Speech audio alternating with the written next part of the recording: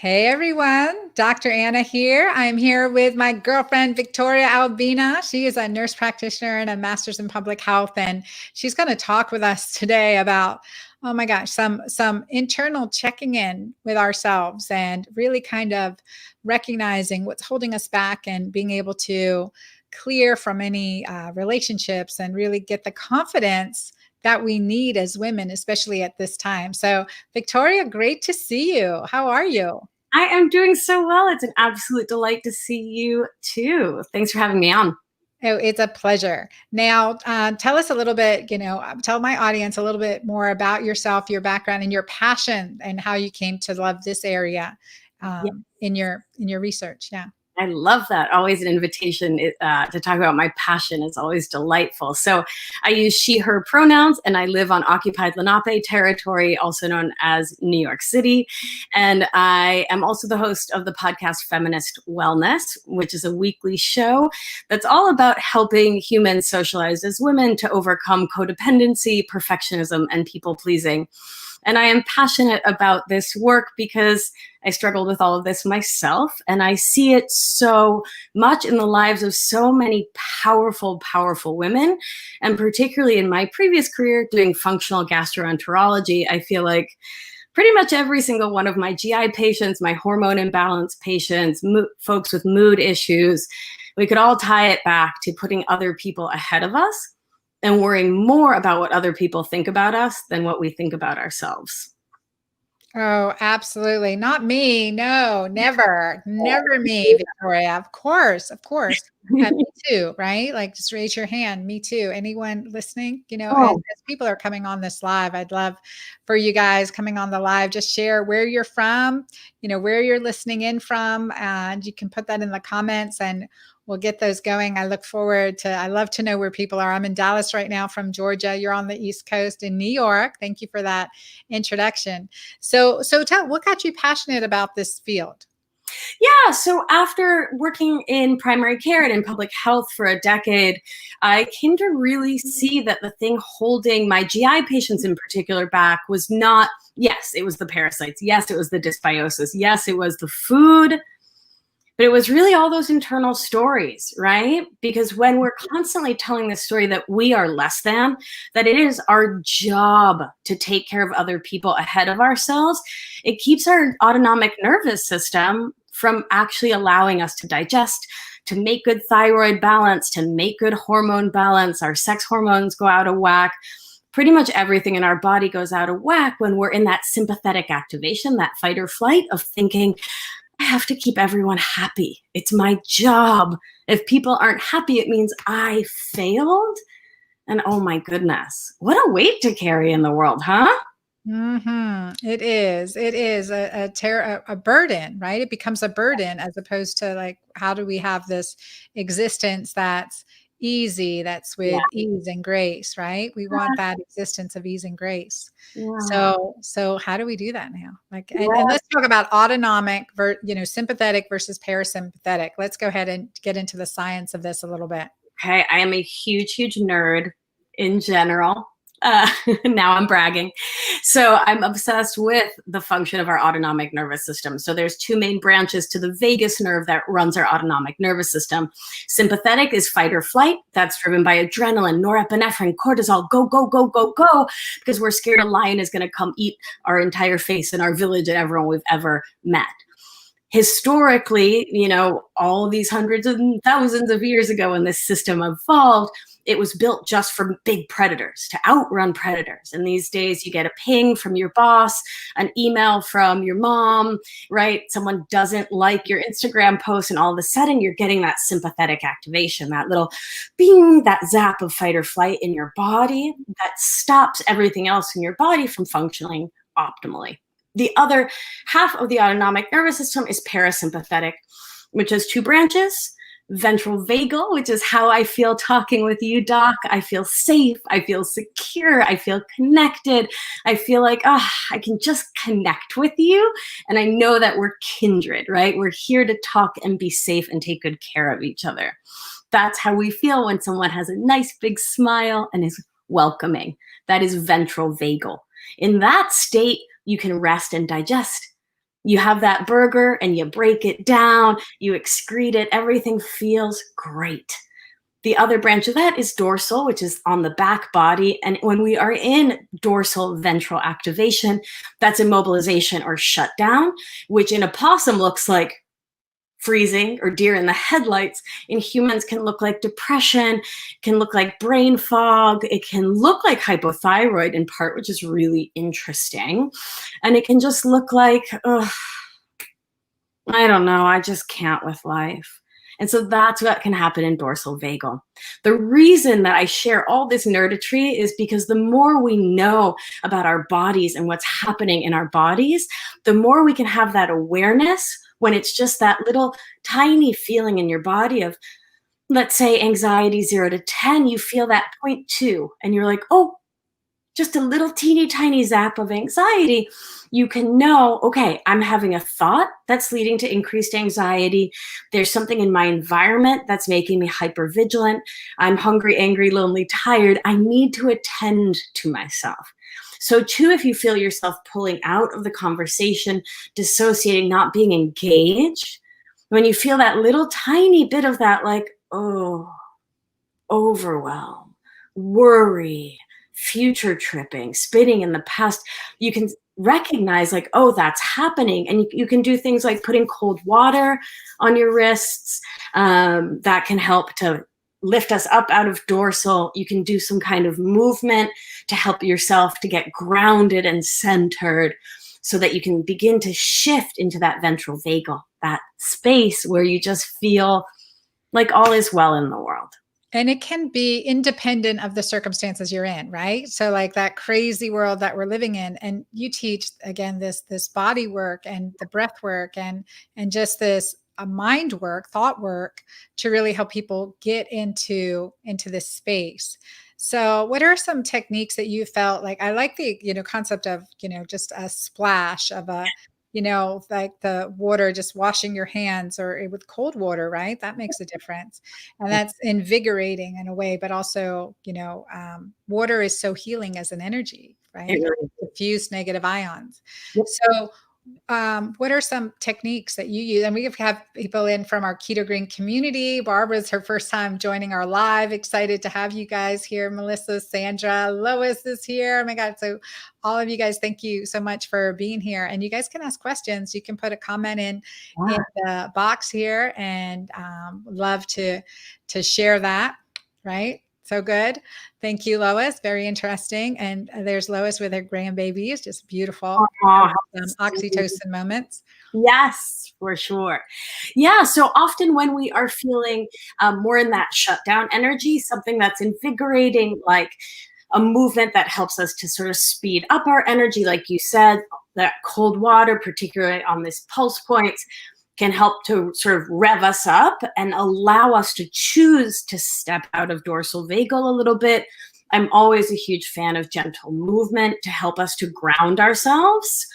And I would always recommend movement, and it can be like small, right? Like I'm doing these figure eights, the technique I learned from one of my teachers, Jane Clapp, using figure eights of the neck, of the head. It really is nice because we recognize that brains are task oriented. So when we give the body a task that the body and the brain can work on together, it helps to ground us in our bodies in the present moment.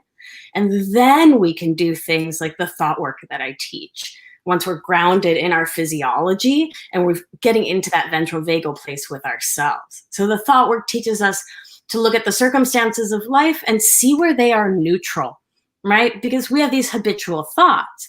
I'm sure you do as well. There are things maybe that you think are inherently good or bad. Would you agree with that? Absolutely. Yep. And so what we can do with the thought work protocol is slow it down and really ask ourselves, do we think this circumstance, this situation is good or bad because that's the story we've always told? Or is it an actual true belief? Is it a belief we want to hold on to? Or do we want to start to make a mindset shift here? Do we want to try on seeing this as neutral? I always make the caveat, there are certain things in this world that I do not think are neutral or should be made neutral, like being prejudiced, being racist, being hateful. All that, right? If, let's say, your date is 10 minutes late and didn't text? Do you want to immediately go to, well, this is terrible, this person is disrespectful, and like start to weave that story? Or do you want to just pause and recognize that this is what is and wait to get more information before you allow your brain to sort of like take off without you? Does that make sense? Yeah, no, really, that's good. That's like check and balance. Okay, what do I know to be true right now? It's like Right. one of the things I say to myself. So let's talk about this thought work protocol. Yeah. So we start with that circumstance, really checking in with the circumstance. Is it neutral? Or, can we look at it as neutral, as a way that we can find a little peace for ourselves, a little calm for ourselves in that moment? From there, you'd look at your thoughts, which are your habitual, unintentional, pre-programmed thoughts. I like to think of it like software on a computer. You've got mindware in your mind that got installed at some point by your family of origin, your socialization, your cultures.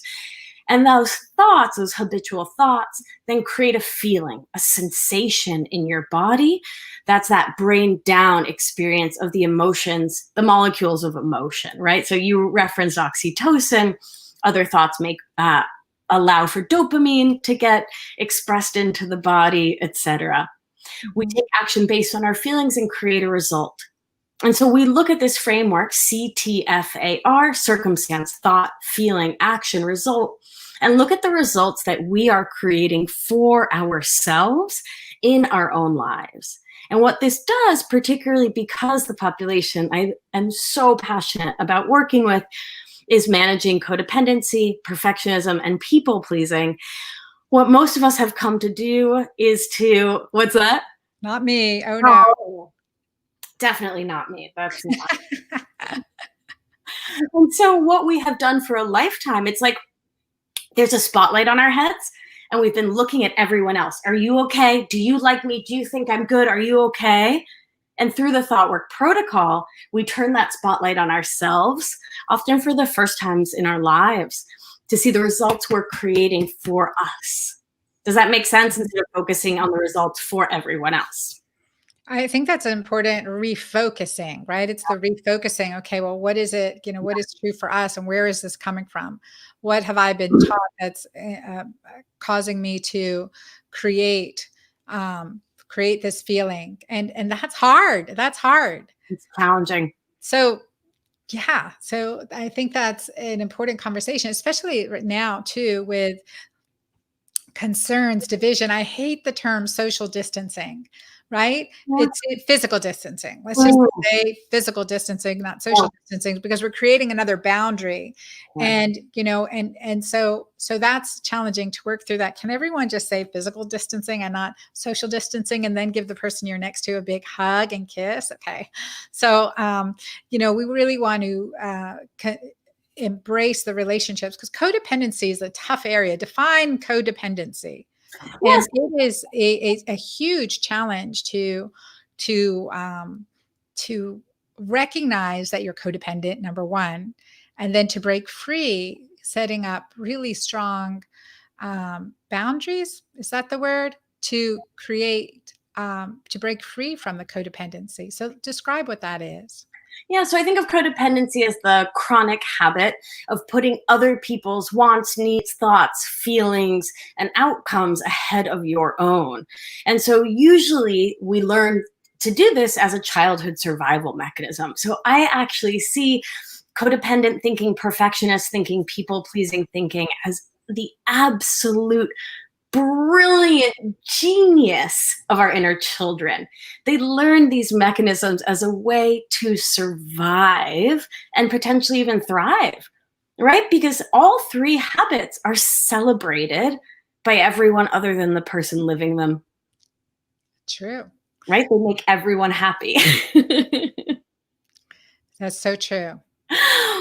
Yeah. So gosh, so how do we break out of them? Well, it starts with learning to be your own watcher, learning to recognize those pings and zaps in your body that are telling you where your nervous system state is. Because as they say, story follows state.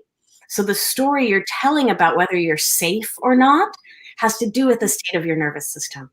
So we raise our somatic awareness, our bodily awareness. What's going on in here inside this perfect human body I'm in? From there, become the watcher of our minds. What are these habitual thoughts that I'm just thinking over and over and over again? Are they true? Do they serve me? Do I want to believe them? Are they creating feelings for me in my life that move my life forward? Or feelings that keep me feeling stuck, keeping me feeling lousy, less than, beholden? And if they're doing all that latter, then you get to learn to shift them, to create a new story in your mind. And that's where we use our brain's amazing neuroplasticity, which is our brain's ability to believe a new thought by writing out the same thought over and over, using it like a mantra, but really recognizing that you only believe what you believe now because you've thought it 100 times, 1,000 times. So you can believe something new by deciding that you're going to. How amazing is that? That's amazing. And making it sound really easy, Victoria. But It is and it isn't, right? Because it's often, again, most of these habits come from childhood. And so, thank you for sharing that. And so, it can be it's a complex thing to understand how to reverse it. So, I work with folks one-on-one for months because it's what's needed. And I run a program to help folks to overcome codependency. That's 6 months. It's a 6-month group program where folks get daily, weekday coaching from me. Because you're right, it's a big deal to begin to recognize these thoughts and feelings within us. To own that this is what we're doing, to give our inner children that love, and to reparent ourselves so we can start to believe something new for our lives. Emphasize that. Give that inner child love and reparent ourselves.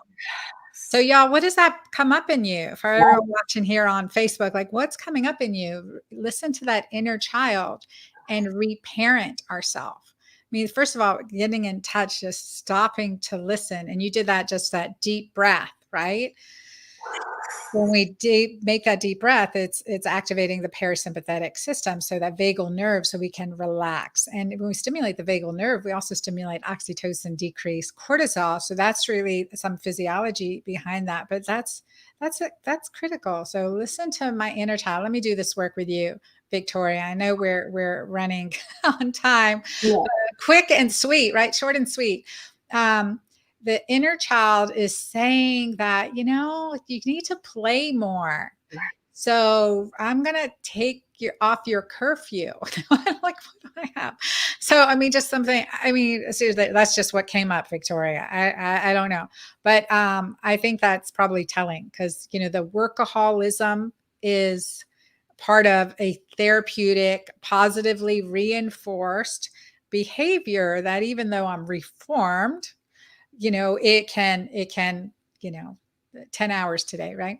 So and that's important. Lois wrote here, I'm telling that beautiful woman in the mirror how much I love her and how valuable and worthy she is. This allows me to stop trying to make everyone else happy and not neglect my happiness. Oh, that is so gorgeous. So good. So good. And Joel wrote here, so hard to write a new story, but once you do, there's a shift and you're more able to shift your mindset and see new possibilities. I had to do that as an assignment when attending IIN. So I think that's, this is really true, to shift our mindset. And I see this in our groups, in our community, and in comments and messages like, well, no, something else is going to fail for me. Right. Right. Or this just not going to work, or I can't do it. Right. Right. And so shift from that storytelling. Right. Yeah, absolutely.